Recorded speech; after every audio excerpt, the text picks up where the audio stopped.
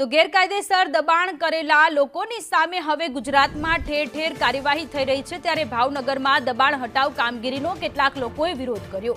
મહાનગરપાલિકા કચેરીએ લોકો રજૂઆત કરવા માટે પહોંચ્યા। બોર તળાવ વિસ્તારમાં દબાણ હટાવ કામગીરી શરૂ કરવામાં આવી। તંત્રએ લારીઓ હટાવતા લોકોએ વિરોધ કર્યો। આસિસ્ટન્ટ કમિશનરને રજૂઆત કરવામાં આવી છે।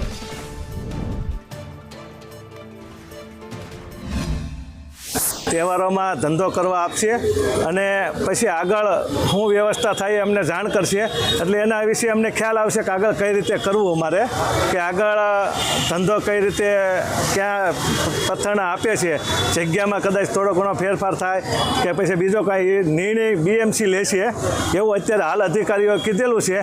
પણ આગળ જતાં 100% મને એવો વિશ્વાસ છે કે ત્યાં ઘણી બધી જે જગ્યાઓ ખુલ્લી છે એમાં વ્યવસ્થા થઈ કેવું છે, તો એવી રજૂઆત કરી છે કે અમે અહીં શાકભાજીનો વેપાર કરવી છીએ।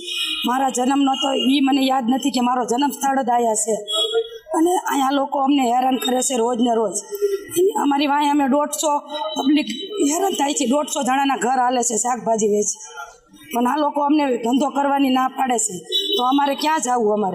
અમારી પાસે બીજો કોઈ ધંધો છે નહીં। અત્યારે આ ફરિયાદ લઈને આવ્યા છે, ધંધો કરવાની અગવડતા છે, સાઈડમાં લારીઓ રાખવા છતાંય તે આ લોકો ધંધો કરવાની મહાનગરપાલિકાના સાહેબો ના પડે। કયા વિસ્તારમાં તમે ધંધો કરો? બોર તળાવ વિસ્તાર। શું પ્રશ્ન છે તમારો?